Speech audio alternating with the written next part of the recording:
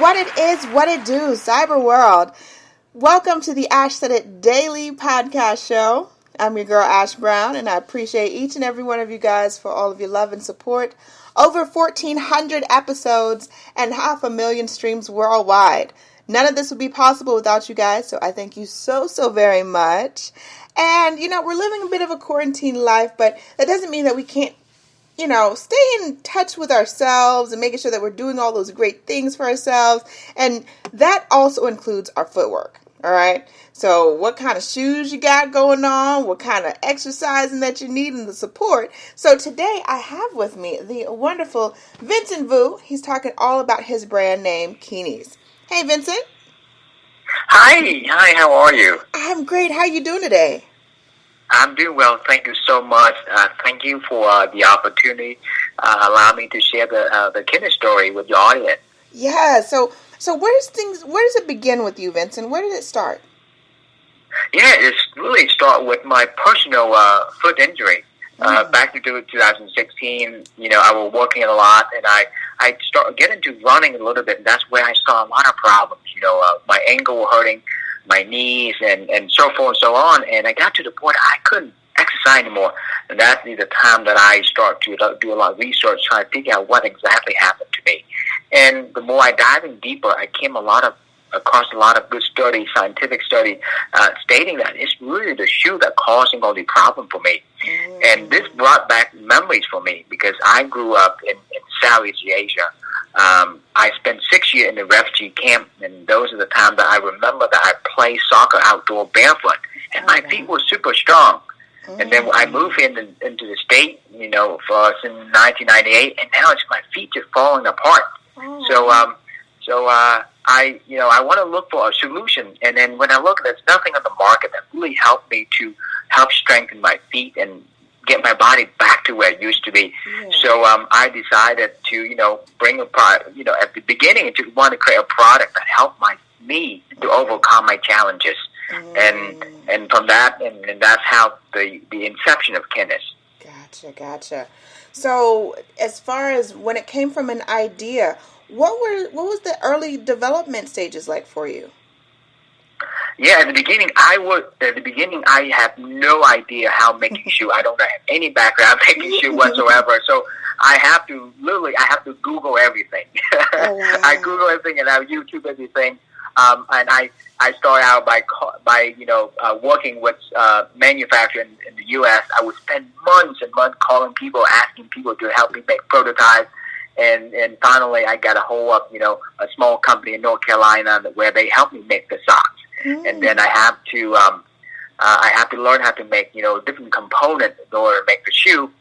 At the time, I was let go from my job at the time, and I decided I will go ahead and pursue this idea. So I took out my 401k money, purchased a machine, a silk screening machine, which you then make logo for your shirt, and I put it in my garage, and that's how I started making the early version of the products. It was a lot of long hours, trying over and over again, but I would make sample, and then when I would take that sample, go to a local gym and give out to different personal trainers for them to test out, and that's how I can constantly get feedback from them. But at the end of the day, after 2 months or so of trying, I realized that the current way of making the product is not sustainable because it doesn't work. So I ended up sold the machine back to another company and took that money and then went to China and to develop a relationship with a factory in China. So I spent a lot of time in China as well to go up and down the east coast of China, figure out different factories so to make the product.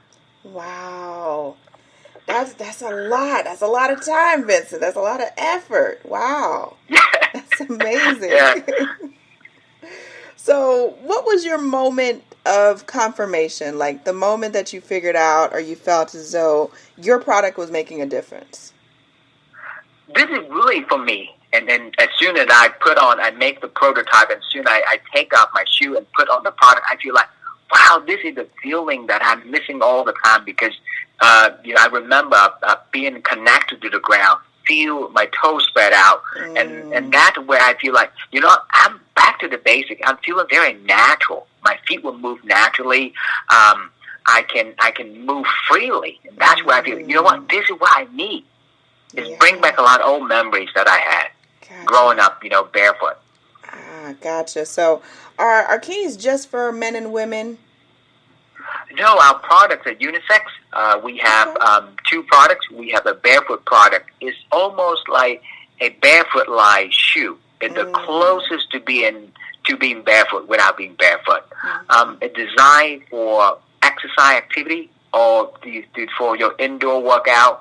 The only thing we do not recommend is running them, because many of us American, we spend a lot of time in shoe. Over time, it make our feet become very weak. And if we take out and put on this almost like barefoot and we run, sooner or later we'll hurt ourselves. So that's why we say it's better to walk in them. It's a great walking, for everyday walking. We also have a second product. The second product is more like a ultra minimal shoe. It does have a little support on the inside, so you can walk throughout the day. Gotcha. So what do you see as far as the future of Kinis? Yeah, what we want to do is, we have the two great low-tech products, but the future is, for Kinis is basically bring technology into our products. So at the end, so that's something we are working on the, on our side. So there'll be sensor, and imagine you have a smart shoe, just like you have a smartwatch. Right. Smartwatch, it will give you all the data to give it activity throughout the day. Our smart shoe will give you all the mobility data throughout the day. So tell you how you move. Are your center of gravity correct? Are you balanced? So we should be able to have predictive analytics built into this. So it will tell you areas that you need to focus on. So that's the future, for us in terms of the products. Gotcha.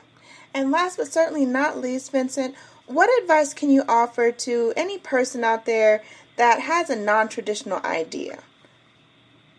Yeah, I think at the end of the day, we always consider ourselves as a movement company. That's what Kinis is derived from the word kinesiology, which is a study of human movement. It ultimately, if you look at throughout history, the human body took over 2 million years of evolution to be who we are today. Right. And the shoe only been the last 50 years, but the last 50 years changed the way we move. It changed everything. So what I recommend folks is any time that you have the opportunity to get out of the shoe, do that. Let the feet move freely.